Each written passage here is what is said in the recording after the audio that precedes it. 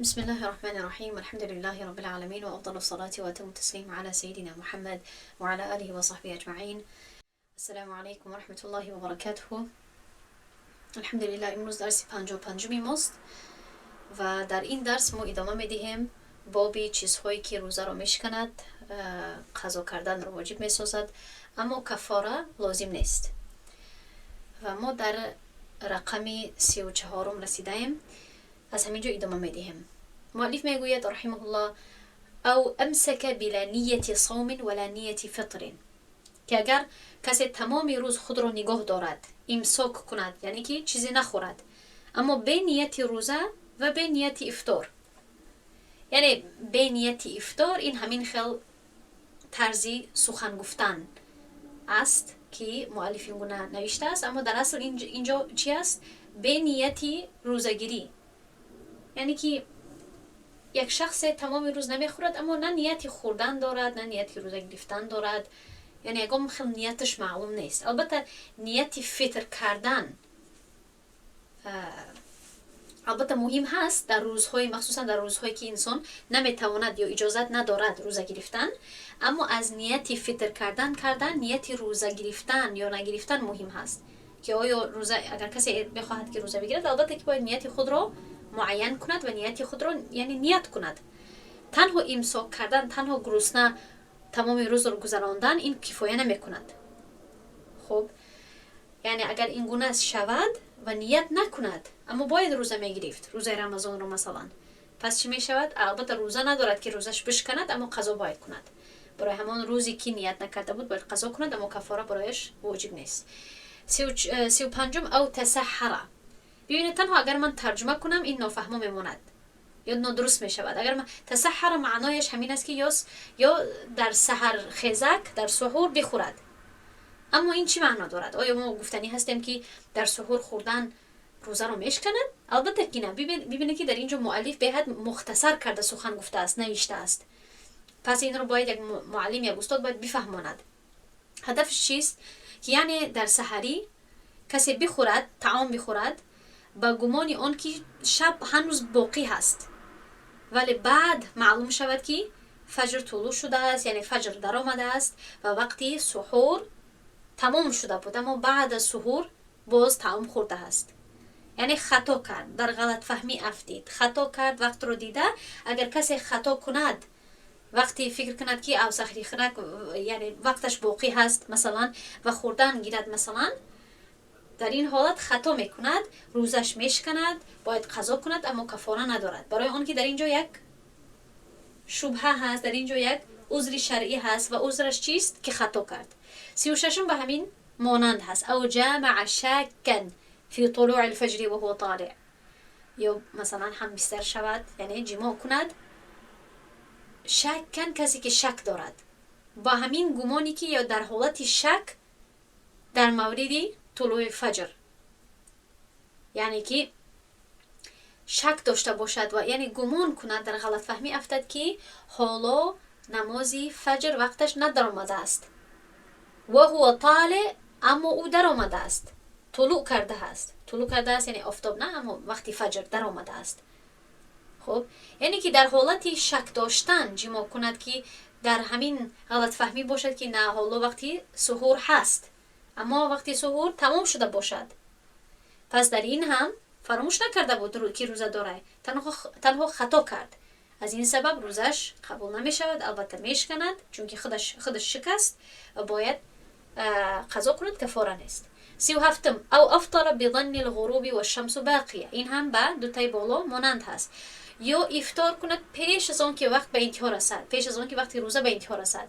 پس ببینید چی میگوید؟ یا افطار کند یعنی خوراک بخورد با گمانی غروب کردنی، یعنی آفتاب، بظن الغروبی، با گمانی غروب یعنی غروب آفتاب، اما حالت چگونه هست؟ و شمس باقی، اما آفتاب تا حال باقی هست، یعنی آفتاب خب تا حال غروب نکرده است، یعنی وقتی مغرب ندر آمده است تا اینکه افطار کند. در این حالت هم روزش میشکند چون که خودش روزه خودش شکست دانسته اما خطا کرد، پس کفاره نیست. 38 او انزل بوضع میتة. خب ببینید از اینجا از 38مش تا 43مش برای من اصلا بهت سخت است اینها رو برای شما ترجمه کنم، چون که بهت میشرمم. اما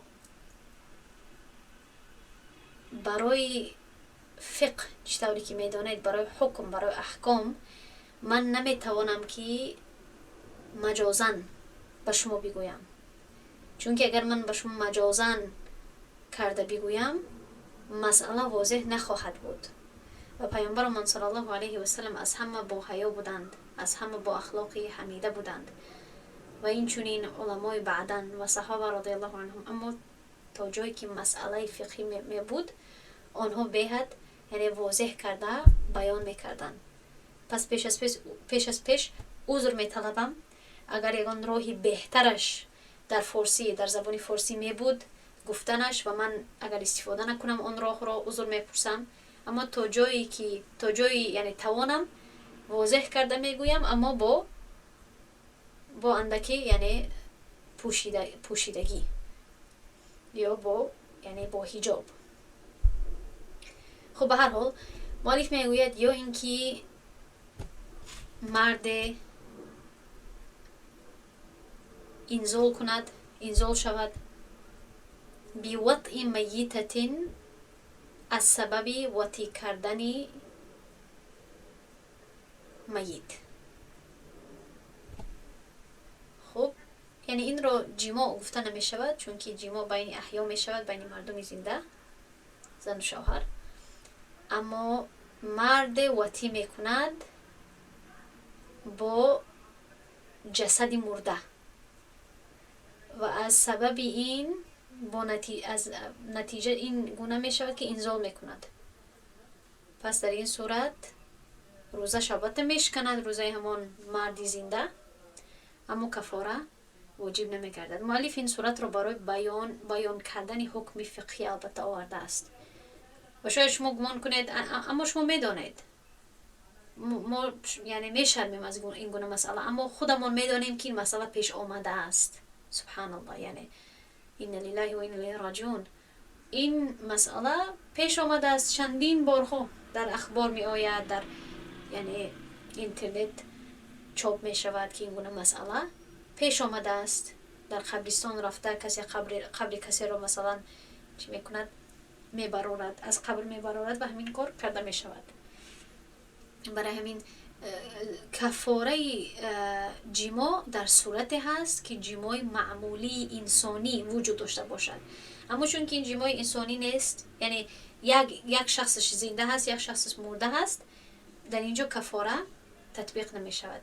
یا اینکه به همین مسئله 38 تعلق دارد، یا همین مرد با حیوان بهیمتین، حیوان جاندار، یعنی با جانور، با حیوان جماع کند، یعنی وطی کند و انزال شود، یعنی انزال حاصل شود.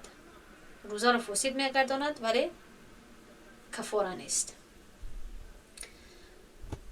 خب چلم او بتفخیض.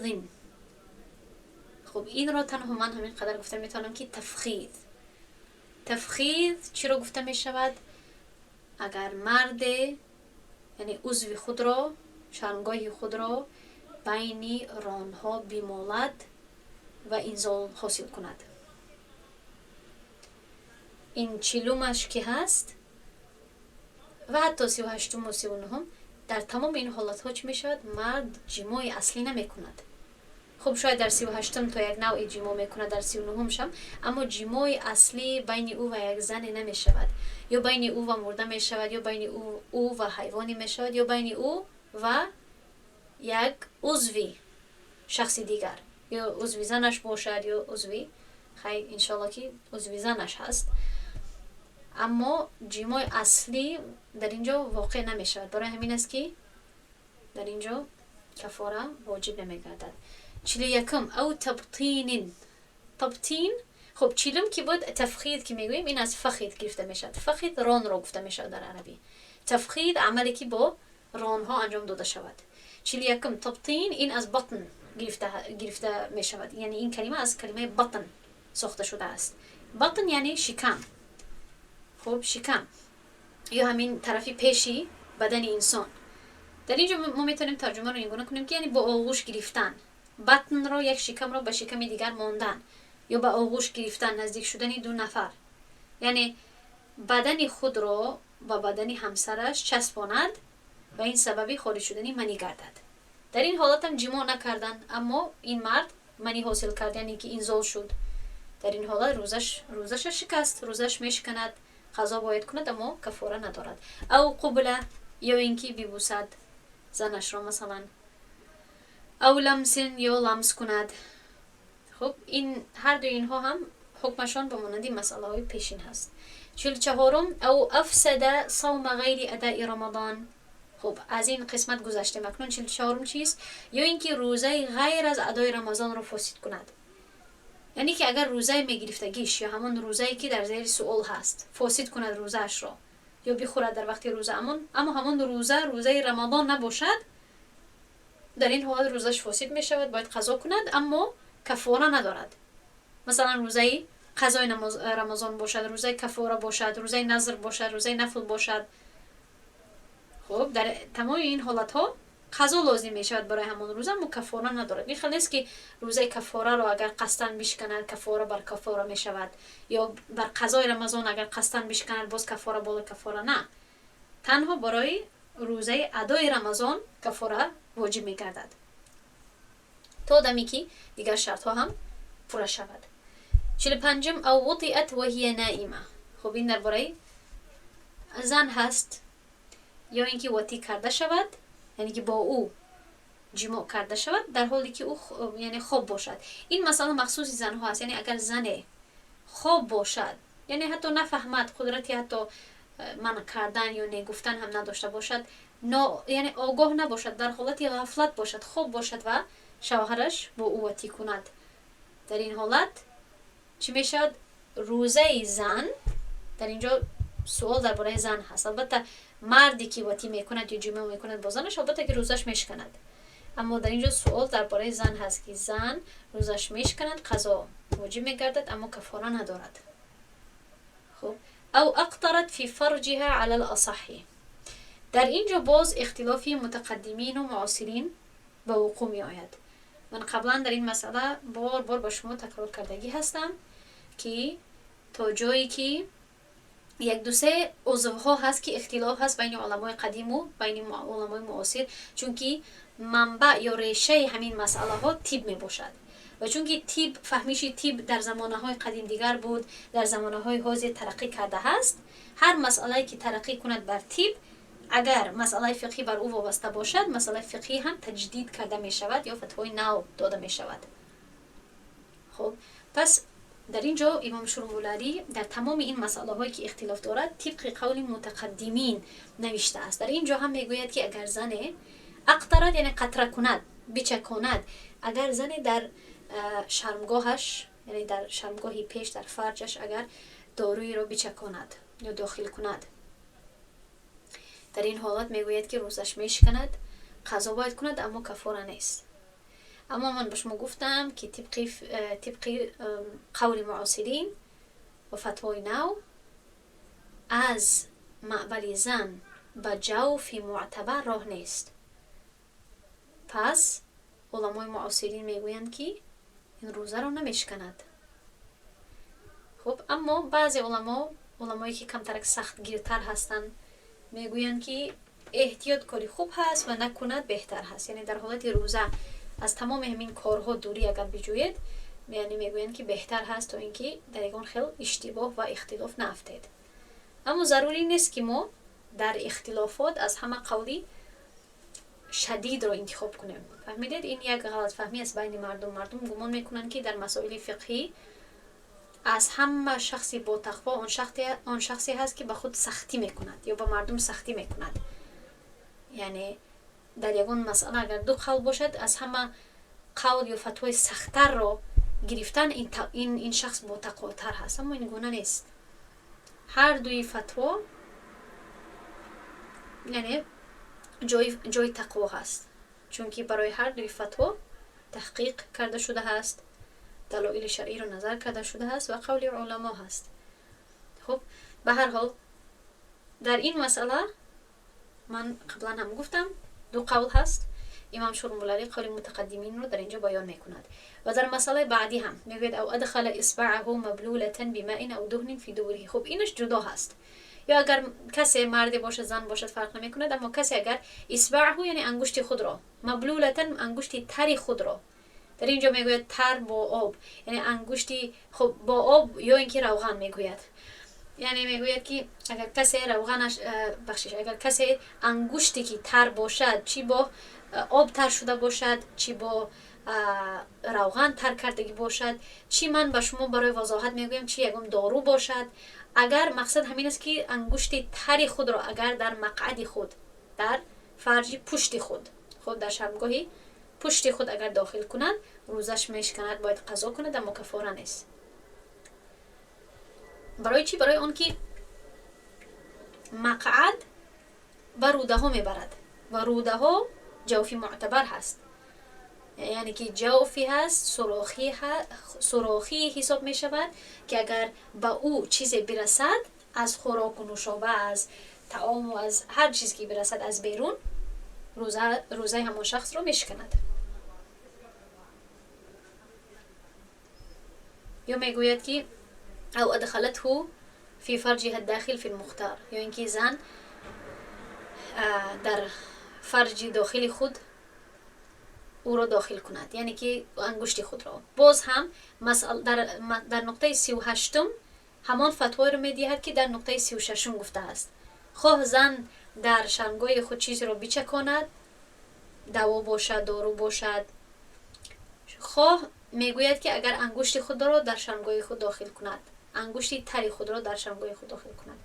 البته خودی زن شاید این کارو نکند یا ضرورت نداشته باشد، بعضا می شود شاید یگان مشکلات پیش آمده باشد در پوستی همون جای، در درونی همون جای، شاید یگان خیل دوا یا یگان خیل دارو شکیدنش یا مالیدنش لازم شود، یا اینکه بعضی وقت دکترها باید چی کنن، معاینه کنن و غیره. پس خلاصه چی شد؟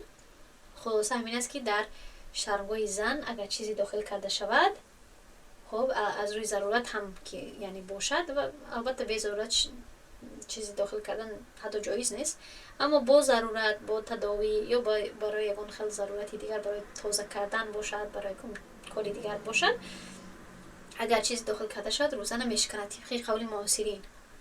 اما اگر قول متقدمین را هم به نظر بگیریم، روزه میشکند، اگر داخل کند قضا باید کند، اما کفاره نیست. اما تا جایی که پشت سر، یعنی که مقعد می باشد، چی مقعدی زن باشد یا مرد، همه وقت مقعد و مقعد چیز رو داخل کردن یا انگشتی تر رو داخل کردن روزه رو میشکند.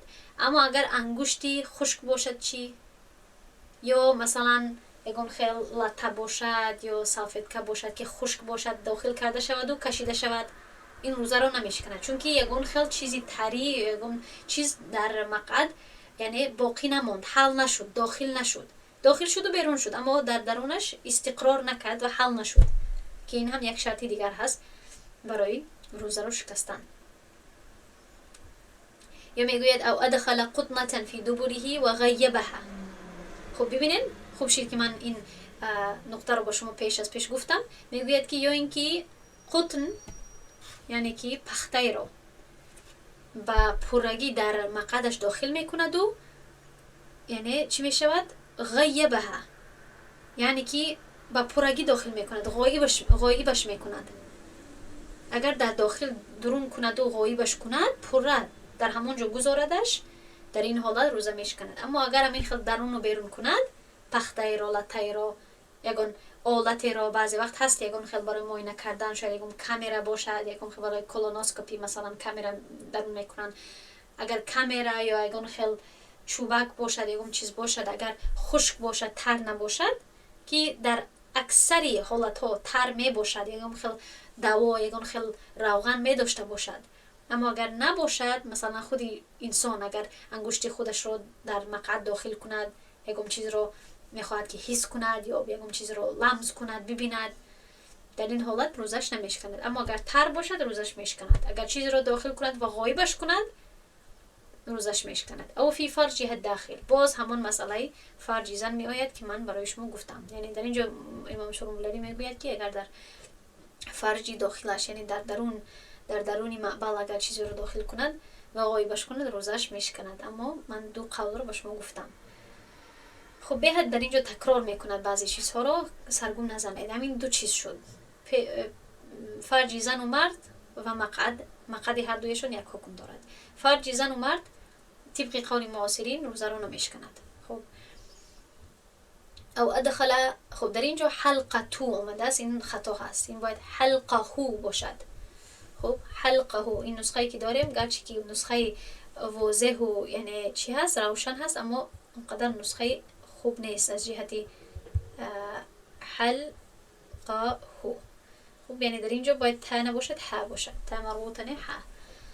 یا اینکه بر حلقش دخانن بصنعه، اگر دودی رو که خودش به وجود آورده است به حلقش داخل کند. این مسئله از بابی پیش فرق می کند.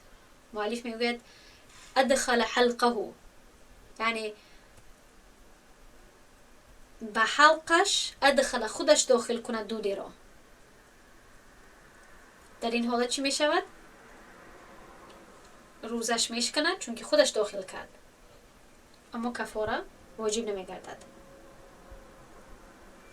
او استاقا، او استقاء، یا اینکه اگر قصداً قی کند، یعنی خودش قی کند، ولو دون ملء الفم فی ظاهر الروایه، اگر خودش قی کند حتی از تمام دهان هم، یعنی اگر تمام دهان را هم پر نکرده باشد، از تمام دهان هم کم باشد همون قیعش، باز هم چون که خودش چیکار استقاء، در اینجا استفعال هست، باب استفعال، یعنی که خودش طلب کرد یا خودش کوشش کرد، قصداً قی کرد، در اینجا روزش میشکند. و شرط ابو یوسف ملء الفم و هو صحیح، اما قاضی ابو یوسف در اینجا شرطی پر کردنی دهان رو گذاشته است، یعنی که تنها وقتی که کسی قصداً قی کند و همون قی پر دهانش را فرا گیرد، در آن حالت روزش میشکند.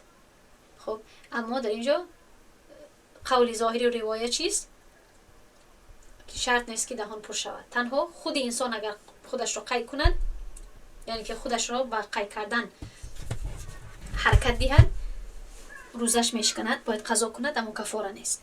او عاد ما ضرعه من القی و کان ملء الفم وهو ذاکر لصومه، یا اینکه عاد یعنی دوباره بخورد، دوباره فرو برد آن چیزی که او را پیش کرد از قیش، یعنی که ضرعه من ندارد پیش کرد، یعنی که خودش قی نکرد، خودش رو مجبور به پرتافتن نکرد.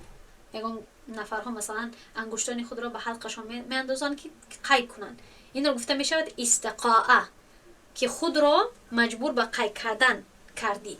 اما کسی که ضرعه القی، یعنی که خودش با عمل خودش، با حرکت خودش قی نکرد، بلکه همون قی خودش برآمد، او رو پیش کرد. قی اگر او رو پیش کند و دهانش رو پر کند، اما در حالتی که به یادش هست که روزدار هست، همون قیش رو بخورد، فرو برد، در این حالت چی می شود؟ روزش میشکند، باید که بیرون میکرد. 54 او اکل ما بین اسنانه و کان قدر الحمصه، یا اینکه در بین دندانهایش چی باشد؟ حمصه یعنی که نخود، از همینجا کلمه حمص می آید. اگر حمص را بشناسید، حمص فلسطینی هست، از فلسطین هست، با نان خورده می شود، از همین نخود یعنی ساخته می شود، آماده کرده می شود. اگر با مقداری نخود یا بیشتر چیزی در مابین دندانهایش باشد و او را بخورد، روزش میشکند. اگر باید داشته باشید در مسئله نخود پیش یک مسئله آمده بود، او مسئله درباره آن است که اگر از قدر نخود کم در بین دندانهایش باشد، با مانند کنجید مثلا، اگر کم باشد و او را یعنی بخورد از بین دندانهایش، نه اینکه از بیرون دهان، از بین دندانهایش، روزش نمیشکند. اما اگر از یک نخود تا یک نخود برسد یا از یک نخود بیشتر باشد همون مقدارش، روزش میشکند. خب اما چون که از بین دندانهایش هست، یعنی که در وقت سحور شاید چیزی رو خورده بود، در مرور روز از بین دندانهایش چیزی کنده شود، در اینجا یک عذر دارد و از سبب شبهه برایش کفاره واجب نمی‌گردد.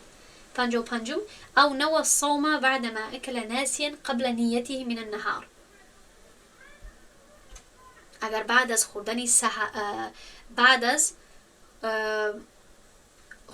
سهوا یا از روی فراموشی نیتی روزه کند، در این حالت هم یعنی ببینید او نوى الصوم، یا اینکه نیتی روزه کند بعد از آن که از روی فراموشی بخورد، پیش از آن که نیتی همان روز خود را بکند. شاید این کمی سخت فهم باشد، من برای شما میفهمونم. خب اول ترجمه لفظ به لفظ کردم. روز آغاز می شود و این شخص تا حال نیتی خود را نکرده است. خب تا حال نیتی خود را نبسته است، یعنی نیت نکرده است که، یعنی شب نیت نکرد.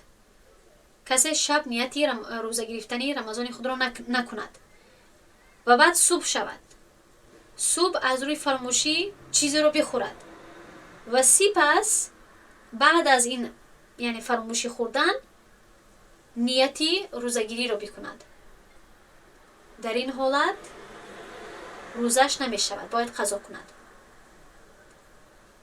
تنها در آن حالت از روی فراموشی خوردن عذر حساب می شود و بخشیده می شود وقتی که انسان نیتی روزه کردنش را قبلا بکند، پیش از ناخواست خوردن الکی بسته باشد، یعنی شب و شب نیتی خود را اگر کند و سپس سحری ناخواست خورد چیزی را، سپس به یادش رسد، باقی ندارد، روزه خود را ادامه میدهد. اما اگر نیت هم نکردگی بود، سپس فراموش کرده بخورد و بعد بگوید که من حتی نیت نکردم باید روزه بگیرم، بعد نیت کند، این قبول نمیشد، باید قضا کند. 56 او اغمی علیه. خب دو تا آخرش هست، کمی اینها هم مشکل هستن، اما بعد این بابی بعدی فصل بعدی آسان‌تر هست. او اغمی علیه ولو جمیع الشهری، یا اینکه تمام ماه بیهوش گردد. اغمی علیه یعنی بیهوش گردد، یا اینکه بیهوش گردد، ولو یعنی حتی اگر تمام ماه هم باشد، تمام ماه رمضان هم باشد، الا انه لا يقضي اليوم الذي حدث فيه الاغماء او حدث في ليلته، اما بغیر از اون که همان روزی که در آن بیهوشی واقع شد یا همان شبش، همان روز رو چی میکند؟ قضا نمیکند، همان روز بخشیده میشود، اما دیگر روزهایش باید قضا کند، اما کفاره ندارد. خب متوجه شوید برای آنکه 56 از 57 فرق میکند. 56 درباره شخصی هست که بیهوشی میشود، یعنی بیهوش میشود. اگر بیهوش شود، خب حتی برای تمام ماه هم بیهوش شود، حکمش به مانند شخصی خواب کردگی می باشد، یعنی شخصی که از خواب بیدار نمی شود می باشد. در این حالت وقتی که از بیهوشی بیرون می شود، باید که تمام همان روزها را قضا کند، بغیر از همان روزی که در همان روز بیهوشی سر شده بود، یا اگر در شبش سر شده باشد، روزی که پس از همان شب می آید، همان روز یعنی چی هست؟ استثناء می شود، یعنی که همان روز شرط نیست که قضا کند، همان یک روزی که در همان وقوع می شود، همان روز بخشیده می شود، اما تمام روزهای دیگر باید قضا کند. اما ببینید 57 او جن غیر ممتد جمیع شهری، اگر کسی یعنی دیوانگی او را بگیرد، از عقل بیرون شود، دیوانگی تمام ماه را فرا گیرد، بخشش، اگر کسی دیوانگی او را فرا گیرد، غیر ممتد اما تمام ماه را در بر نگیرد. غیر ممتد معنا دارد دراز بودن، یعنی درازی همین دیوانگیش تمام ماه را در بر نمیگیرد، فرا نمیگیرد. یعنی اگر کسی این گونه از عقل بیرون شود، حتی تمام ماه هم از عقل بیرون نشده باشد، در این حالت باید قضا کند همان روزها را. خب ولا يلزمه قضاؤه بفاقته ليلا او نهارا بعد فوات وقت النية. اما در اینجا یک حکمی جدا هست که اگر این دیوانگی تنها از او شب دور شود، یعنی از عقل بیرون می شود دوباره عقلش می آید، از عقل بیرون می شود دوباره عقلش می آید، اگر این یعنی دیوانگی، این جنون از او تنها شبها دور شود، یعنی تنها شبها خوب شود یا روزانه خوب شود اما بعد از وقت نیت، در این حالت برایش یعنی مسئله دیگر هست. مسئله دیگر هست. اما اگر این دیوانگی تمامی ماه را در بر نگیرد باید که قضا کند. یعنی خلاصه در اینجا چی شد؟ که اگر کسی از عقل بیرون شود، اگر تمامی ماه را فرا گیرد این دیوانگی، برایش قضا کردن لازم نیست. تمامی ماه رمضان اگر دیوانه باشد برایش قضا کردن لازم نیست، بخشیده می شود. اما اگر یک چند روزی رمضان باشد در این حالت باید همون روزها را قضا کند اما برایش کفاره نیست. خب برای همین میگوید که اگر کسی دیوانه شود اما غیر ممتدین پورا فرا نگیرد تمامی ماه را، در این حالت چی؟ باید قضا کند، کفاره ندارد. ولا يلزمه قضاء بفقته ليلا او نهارا بعد فوات وقت نیتی. اما اگر این دیوانگی تنها از او دور شود شبانه یا روزانه در وقتی که وقتی نیت کردن گذرد، در این حالت برایش قضا کردن لازم نمی شود. چونکی یا اینکه اگر پورا ماه را در بر گیرد، پورا ماه را فرا گیرد، در آن حالت هم قضا کردن برایش لازم نمی گردد. خب برای آن که این گونه شخص بعد بخشیده می شود. به فصل بعدی می گذاریم. این فصل کمتر آسان تر هست و آسان فهم هست و کوتاه هست. در اینجا مؤلف میگوید یجب الامساک بقیه اليوم على من فسد صومه. بهد این مسئله مهم هست. بهد چی کنید؟ متوجه شوید. خب تمرکز کنید، چون که این گونه سوال بهد زیاد می آید و جوابش بهد سهل هست، اما نمیدانم برای چی زیاد طالب علم این رو نمیدانند یا این فرقیت رو نمیفهمند. مؤلف میگوید که امساک کردن، امساک رو من برای شما چندین بار فهماندگی هستم، یعنی که خودداری کردن یا خود را از خوردن و نوشیدن نگاه داشتن واجب هست برای باقی مانده روز، برای شخصی که روزه خود را فاسد گرداند. این یکم شخص است. و این چنین و علی حائض و نفساء طهرتا بعد طلوع الفجر. و این چنین بر حائض، زن حائض و نفسایی که پاک شوند بعد از طلوع فجر، بعد از آغاز شوی نماز فجر، یعنی بعد از آغاز شوی روزداری. و این چنین واجب هست علی صبی بلغ و کافر اسلم بعد الطلوع. و این چنین شخصی چهارم کیست؟ کودکی که بالغ شود یعنی بعد از طلوع فجر، یا کافری که اسلام را قبول کند بعد از طلوع فجر. برای تمام این پنج گروهی نفرها امساک کردن برای باقی مانده روز واجب هست، یعنی نخوردن، از خوردن و نوشیدن دوری کردن واجب هست برای باقی مانده روز. و علیهم القضاء الی الاخیرین. و تمام آنها باید روزه خود را قضا کنند، یعنی روزه همان روزی خود را باید قضا کنند مگر دو نفری آخران یا دو گروهی آخران. و این را با کلمه های آسان میفهمونم. مسئله چنین هست که روزی رمضان هست و الکی روزگیری آغاز شده است، سر شده است. ساعتی مثلا وقتی نمازی ظهر هست، نمازی پیشین یا نمازی عصر هست، مابین روز هست. گروه یکم کسی می باشد که روزه خود را فاسد می کند، فرق نمی کند با کدام راه. تمام این مثال ها در اینجا می آید. نخست می خورد، نخست نه یعنی خطااً می خورد، نه اینکه از روی فراموشی. مثلا در دهانی خود آب می گیرد و با گلویش فرو می رود در حالتی که با یادش باشد. این شخص چی کرد؟ این شخص روزه خود را فاسد گرداند در وقتی نمازی ظهر یا نمازی عصر. یا دویم گروه زنی می باشد که بعد از فجر، یعنی که یا بعد از فجر، فرق نمی کنه کدام وقت، بعد از فجر. مهم همین است که الکی وقتی روزگیری آغاز شدگی هست.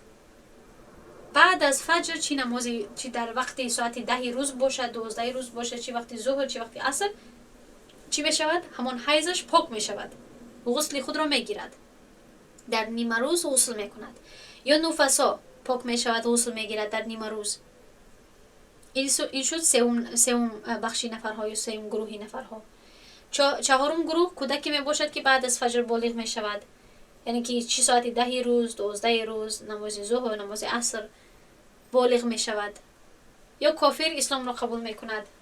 مقصد پیش از فجر نیست. اگر پیش از نماز فجر باشد تمام اینها می توانند که سحری خود را بخورند، یا اینکه اگر وقت نداشته باشند نیت کنند و روزه بگیرند.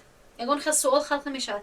اما این در نیمه روز هست، این بعد از طلوع فجر هست که اینها صاحب تکلیف می شوند، یعنی که برای آنها روزگیری چی می شود؟